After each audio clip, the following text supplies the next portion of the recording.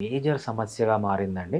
So, ఇండియాలోనే కాదు, ఏ country మీరు తీసుకున్నా, మీరు ఏ డెవలప్డ్ కంట్రీ అన్నా తీసుకోండి, అక్కడ వాళ్ళ గవర్నమెంట్ చెప్పే మెయిన్ ప్రాబ్లమ్ ఇప్పుడేంటంటే ఇన్‌ఫర్టిలిటీ.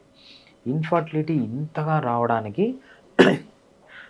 చాలా కారణాలున్నాయన్నమాట. సో, మెన్‌లో డిఫరెంట్ కారణాలున్నాయి, విమెన్‌లో different కారణాలున్నాయి.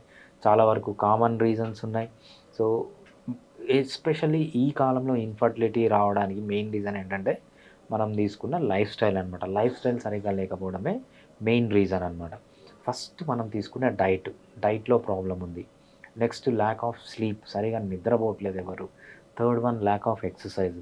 Fourth one lack of అంటే లైఫ్‌లో స్ట్రెస్ అనేది ఎక్కువగా ఉండడం. అది ఫోర్త్ రీజన్ అవుతుంది. ఫిఫ్త్ రీజన్ వచ్చి అలవాట్లనమాట. ఆల్కహాల్ గానీ, స్మోకింగ్ గానీ ఇవన్నీ కలిసి ఫిఫ్త్ రీజన్‌గా అంటే లైఫ్ స్టైల్‌కి సంబంధించినవి.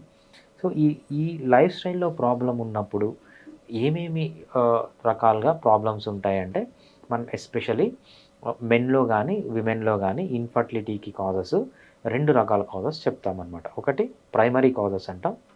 ఒకటి సెకండరీ కాజెస్ అంటాం. మెన్ గానీ, విమెన్ గానీ ప్రైమరీ కాజెస్ అంటే ఏంటంటే, అసలు జీవితంలో ఎప్పుడూ వీళ్ళకు పిల్లలు పుట్టలేదు అంటే, అప్పుడొచ్చిన కాజెస్‌ని ఏమంటామంటే, మనం ప్రైమరీ కాజెస్ అంటామనమాట. ఆల్రెడీ ఒకసారి పిల్లలు పుట్టారు, తర్వాత పుట్టడం కష్టమవుతుంది అంటే దాన్నేమంటామంటే, సెకండరీ కాజెస్ కింద మనం తీసుకుంటామనమాట. మెన్‌లో గానీ, విమెన్‌లో గానీ. సో, ప్రైమరీ కాజెస్ మెయిన్‌గా ఉండడానికి రీజన్స్ ఏంటంటే, జెనెటిక్ కాజెస్ ఒకటి, అనటామికల్ అబ్నార్మాలిటీస్ అనమాట. జెనెటిక్ కాజెస్ అంటే ఏంటంటే, జీన్స్‌లో ఏమన్నా ప్రాబ్లమ్ ఉందా? ఎగ్ ఫార్మేషన్‌లో ప్రాబ్లమ్ ఉందా? స్పెర్మ్ ఫార్మేషన్‌లో ఏదన్నా ప్రాబ్లమ్ ఉందా? అసలు స్పెర్మే ఫార్మ్ కావట్లేదా? ఎగ్గే ఫార్మ్ కావట్లేదా? ఇవన్నిటిని ఏమంటామంటే, మనం జెనెటిక్ కాజెస్ అంటామనమాట. అంటే